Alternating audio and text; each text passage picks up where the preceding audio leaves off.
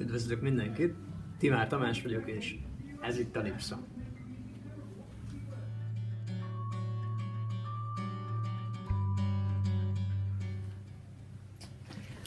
Okay, so hi Martin, and thank you for taking the time to talk to us about your school, Lipson.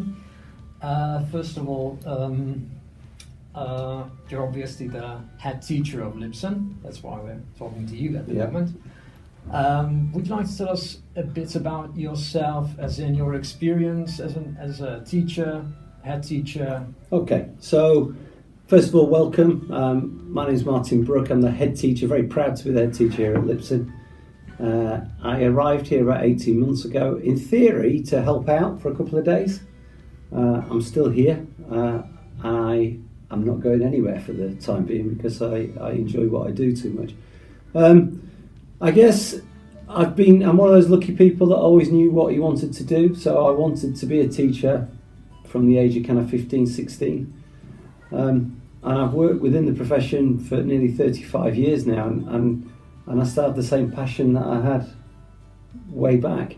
And my passion comes from possibly my own background. My mum and dad came from a pretty poor background. I was the first person, not just out of my family, but off the estate to go to university, I think. And so what's driven me throughout my career is I want to make a difference to young people's lives. It sounds like a cliche, but in my opinion, it's the pieces of paper that the students here leave Lipson with that have got the qualifications on them that give them the opportunity to get out of this community and get off the estate, and even in some cases actually get beyond Plymouth. So I would always argue, and I talk to young teachers a lot, and I say, can you tell me a profession that has more of an influence on young people's lives than teaching? Occasionally somebody may come up and say, well, what about a teacher, or what about a surgeon? And even then I'd say, well, who taught the doctor, who taught the surgeon? So for me, it's the most important job in the world, but it's also the best job in the world. And I've been really lucky. I've ended up as a head teacher. I always use the phrase I've kind of stumbled upwards, but I guess I've just been fortunate that every step of the ladder that I've moved up, I found the job not just more rewarding, but actually easier to do. So the thought of me going back now and being a teacher would frighten me to death. So I'm quite happy doing the head teacher bit, or trying to do the head teacher bit. Okay, thank you. So obviously you've been in Lipson for quite a few years now. I've been here for a bit less than 2 years, and I've experienced what it feels like to be in Lipson, what it's like to work in Lipson. Yeah. For an outsider, what would you say makes Lipson Lipson? What are the most important values? Okay, so it's a great question, because there is something different about Lipson, and that predates me. That's actually nothing to do with me. There's a community feeling and a family feel about Lipson that goes back a number of years. It goes back before I got here. Lipson lost its way a little bit. Due to leadership, we had a situation where the staff weren't really trusted to do their jobs, and lost a bit of confidence in their ability to do their jobs. But what makes Lipson is it's just full of fantastic people. So my job becomes easy. I deliberately, with a leadership team, try and get people who are better than me at the jobs that they do. It's no good me being the expert. I need people that know more than I do. And I'm lucky that I've got a really strong leadership team here. But right across the board, Lipson is full of great people. And if you've got great people, you've got every chance of getting a great school. So it is a bit different. It does get under the skin. I think the reason for that is I think it's full of people who passionately care about young people. And all schools should be like that, but all schools aren't like that. Oh, thank you. You've mentioned staff. Yep. When it comes to management, do you have sort of like basic principles that you base your work on, your management on? I think I do. I think I have a big emphasis on kindness. I go back to my own time at school, and I would challenge anybody else. I think people work better if they like the person they're working for. So I talk to my leaders and my teachers and my staff and say, don't be scared of being liked. I think actually being liked is more important than being respected even. I think that's where you get people that will go the extra mile. So I think it's about trying to put people first, treat people properly, treat people as you want to be treated. But within that, kind of don't misinterpret that means it's all about being soft and fluffy, because there has to be a kind of hard edge and an accountability that means that people need to work to the level that we expect. And you know, some people don't quite get to that level, and they realise that they may be better working somewhere else. But with the good people that we've got, it's making them feel good, making them feel special, making them supported, and that way I think you get the best out of people. Yeah, I understand. Also, with regard to the future, is there anything that you would like to see more of in Lipson? I despite my 35 years experience, I am still ridiculously ambitious. So yeah, there's loads of things I want to do. First and foremost, I want us to be the best school in the city, and with the people we've got, I don't see why that shouldn't be the case. But beyond that, I want us to be the best school in the region. You know, why shouldn't we be recognised regionally and nationally for some of the things that we do? Some of our practices are as good as any school I've ever worked in. Some of our safeguarding practices, as an example, we have a group of heads of year who head up our pastoral work and our support. Fantastic people. The people that look after a number of our students that have English as an additional language, they're as good as anybody I've worked with. So with the quality of people we've got, I should be ambitious. But my ambition starts, I think, with putting a great teacher in every classroom. If I'm being really honest with you, we're not there yet. And I think that the improvements we can make to Lipson in the next year or two will be based around small improvements that we make to every member of staff. And if we can improve every member of staff by 5 or 10% in every classroom, then the effect that will have on the school will be massive. But I'm ambitious for the students, it's not for myself. I'm not really interested in accolades or prizes.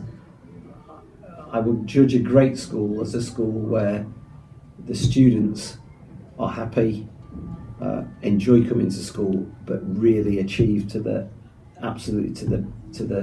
best of their potential. And that has to be about the results that they come out with at the end of it. You've mentioned safeguarding practices, and I personally think safeguarding is brilliant in Lipson. Yeah. Also, Lipson is a very diverse community with regards to students and staff. How do you think Lipson promotes diversity, and how does it encourage tolerance I think this happens regardless of my role, actually. We have a real diversity to our student and our staff body. I think our students speak 29 different languages. We've got a really interesting mix of students, because we, as well as having a number of students who come from Eastern European communities, we pick up quite a lot of refugees from the Middle East. So we have Syrians, we have Afghans, we have Iraqis, we have Iranians who fled pretty awful situations in some cases. So they've seen and heard things that we couldn't imagine. And they bring a real kind of ethnic diversity to the school, which is just celebrated by everybody. I don't come across racist incidents here very often at all, if at all. So that's kind of one level. But our students, I think the next generation are much more tolerant than we were or certainly than my generation. So LGBT, transgender students, it's just an accepted part of the school. I don't think sexuality is an issue either amongst members of staff or amongst our student community. The students embrace that. We have a number of students who identify as transgender, and it's just not an issue. In fact, I think it's something that we celebrate as a school, and rightly so. So my belief is that every student who comes to Lipson has the right to be what they want to be and who they want to be, and our role as members of staff is to celebrate that, tolerate that, and encourage that, I think. Thank you. But not all schools do that, I have to say, and that is, I know. again, that's something that predates me. It's really important that we don't get the wrong impression that Lipson is about the head teacher. Lipson has a life of its own, and all I do is I'm a bit like a puppeteer that pulls the strings, and that's important that we get that message. Just as a final question, you with 35 years of experience. I know I look a lot younger. What advice would you give to an NQT in 2021? Okay, I would say that you are joining the best profession in the world. I would say that you're extremely fortunate to be in the situation that you're in. But I'd also say that you need to aim to thrive rather than just survive in the profession. And if you're coming into teaching and you don't want to change the world and you don't want to improve life chances of young people, then my message is quite clear. It's go and work in Tesco's instead. I think it's that important, but I hope that they come into the profession and they get as much out of much fulfilment as I have over the 35 years that I've been doing it. All right. And just to finish off, do you have a message for Hungarian educators, teachers? Okay, I won't talk about Euro 2021 because I know Hungary could be doing better in that one, so I'll stay away from football. I just believe, I like to believe that educators the world over should share the same passion, should share the same beliefs. I don't believe that there are that many fundamental differences, because if schools in Hungary are trying to turn out great young people and trying to get them to achieve their potential, and if the teachers in the schools in Hungary want to change the world and improve life chances, I think they can do it in very similar ways to the ways that we're trying to do. Thank you, Martin. Is that all right? Thank you.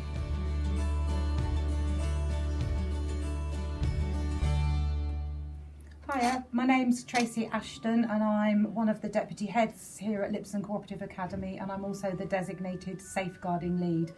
That means that a significant proportion of my work is focused on supporting children who are experiencing any kind of difficulties in terms of their well-being, and looking at the ways that I can put provision in place to support them and to remove any of those issues as barriers for their learning. I'm really lucky because, as well as me as the designated safeguarding lead, I have a really good team of 4 other trained safeguarding officers who work with me, so we're quite a big group, and we try and share expertise around the team of the different sorts of things that we might need to be supporting children with. So for example, we have staff who are particularly trained within our team to focus on working with children who are experiencing neglect within the family home, or are experiencing emotional harm from the way that they're being treated.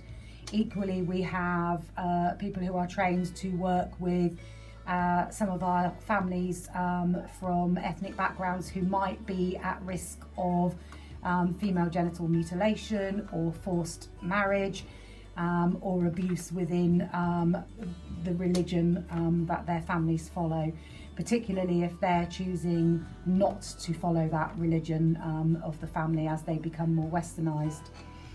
We also work a lot with children who may have experienced physical or sexual abuse, and children who are caught up in abuse of substances, so drug and alcohol misuse, or who are caught up in national issues around either criminal or sexual exploitation, and who may be part of the county lines drugs issues.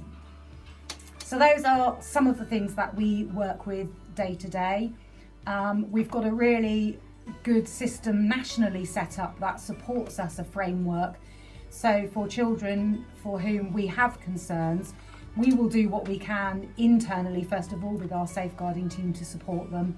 But beyond us, then we have what's known as the gateway, where we can phone through and speak to external agencies who work as part of the children's social care system, whereby we can raise concerns with them and invoke what's known as early help.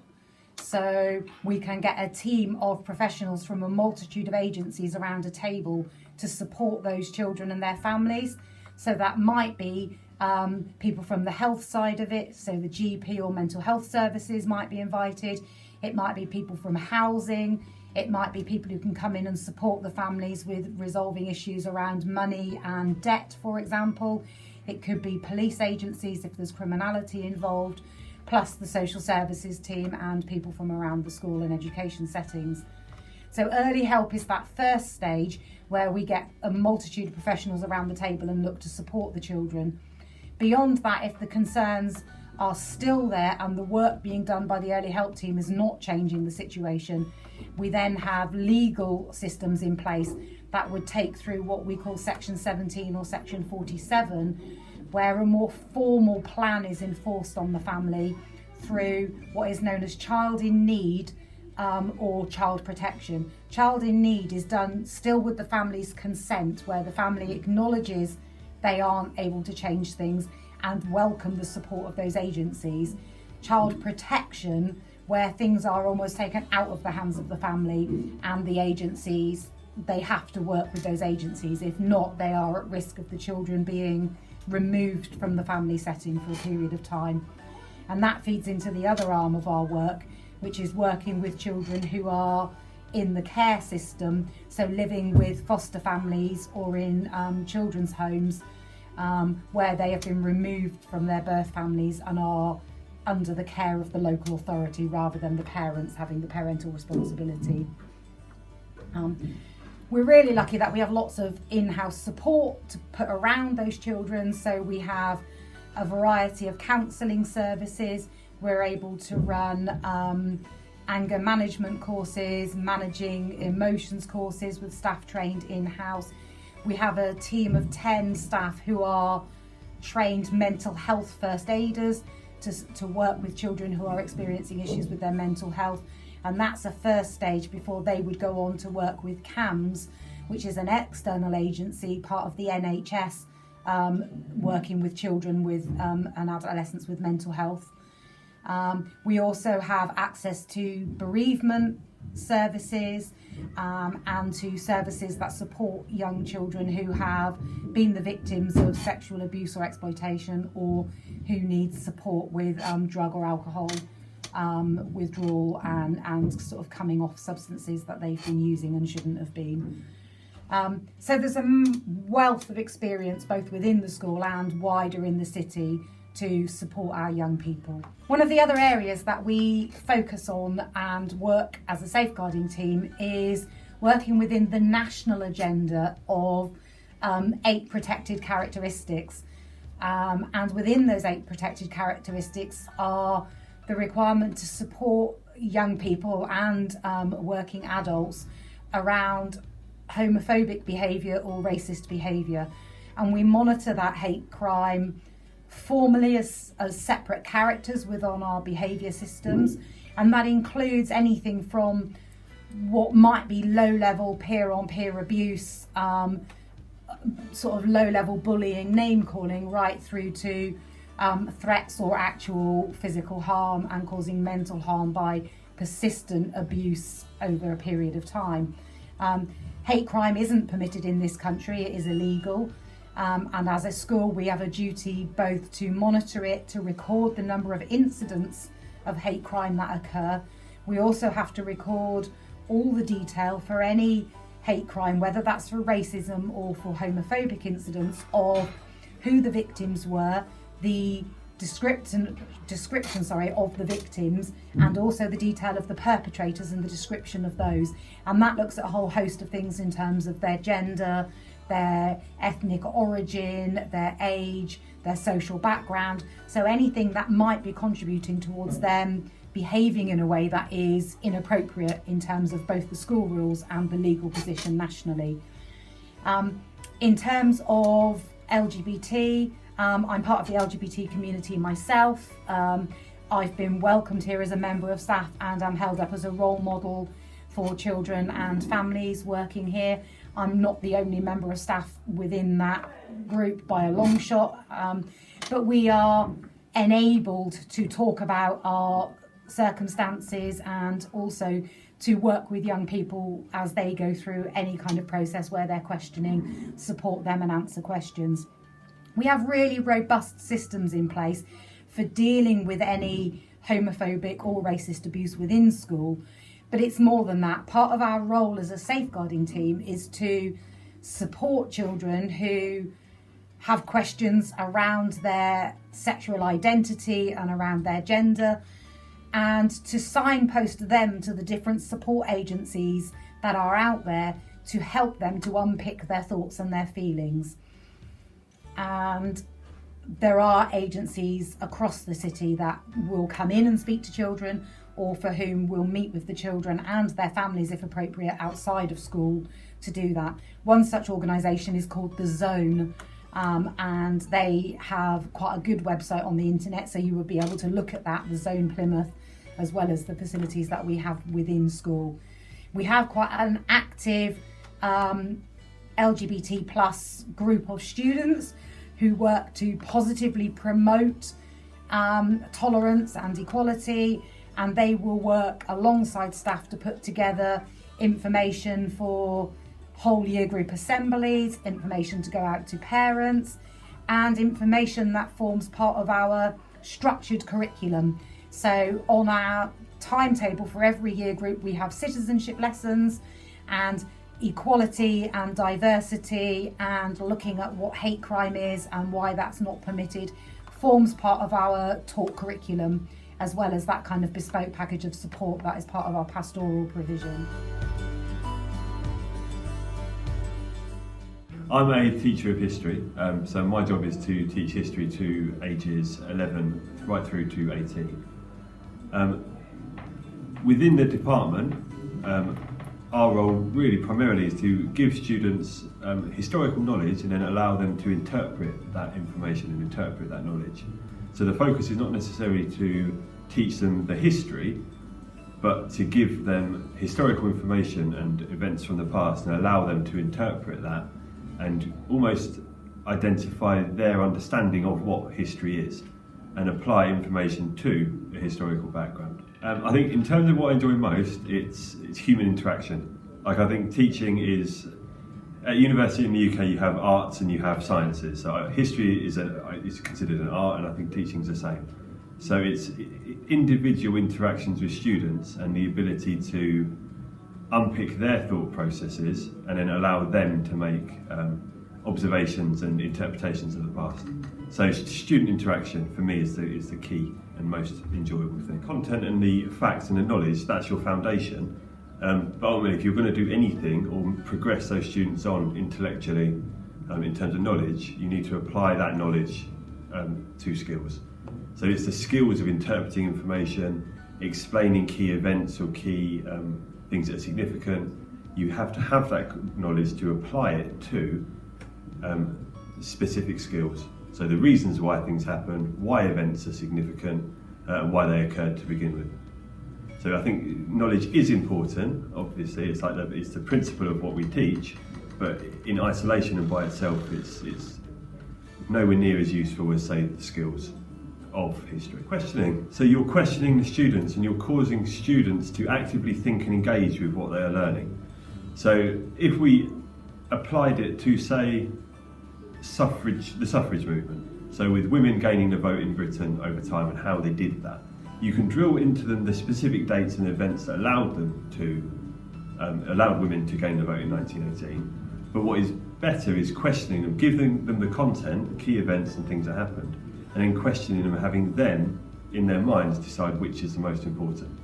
Because it's by going over and sort of internally thinking about and analysing those events, that's how you categorise them and remember them effectively.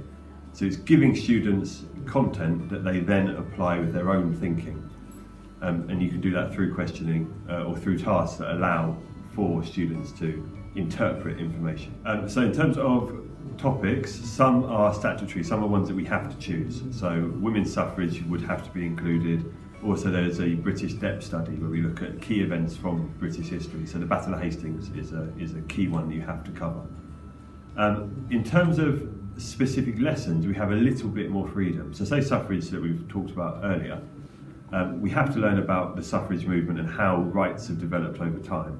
But within that, we're allowed to pick the key events that allowed women to get the vote.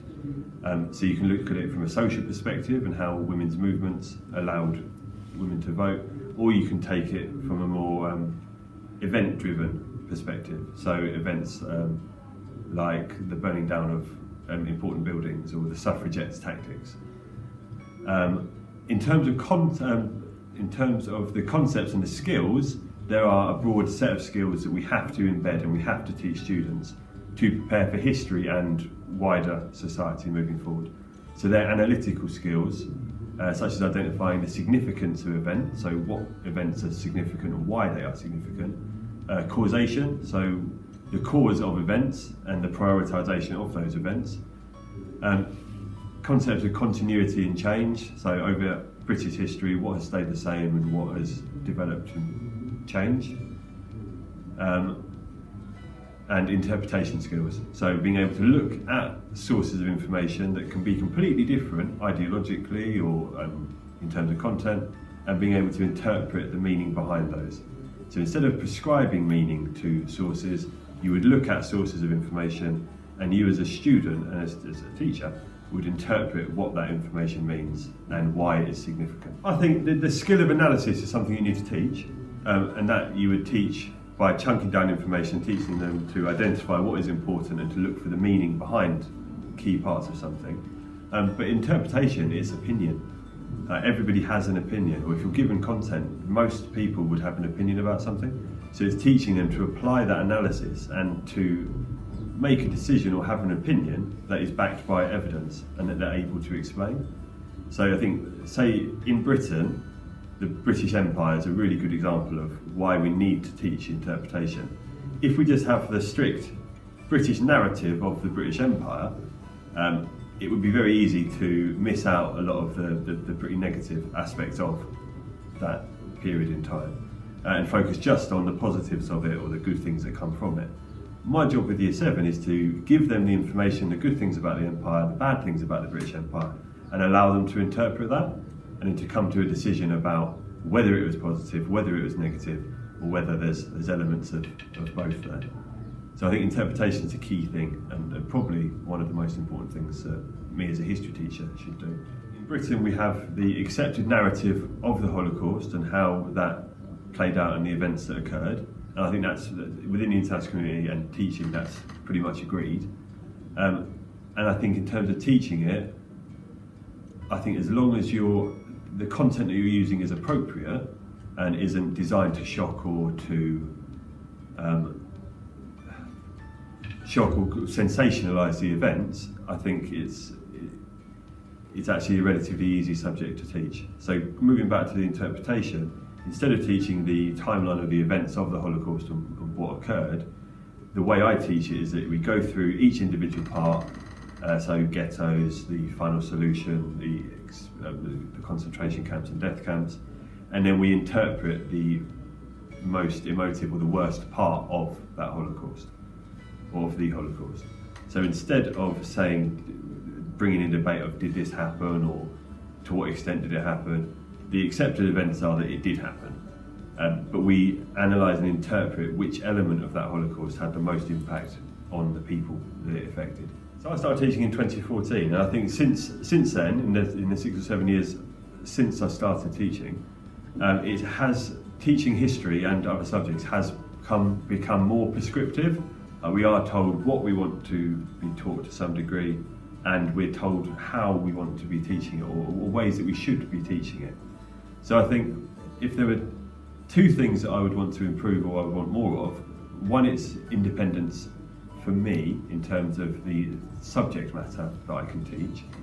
So I don't mind a broad framework, but I'd like a little bit more independence of what I teach and how I teach it.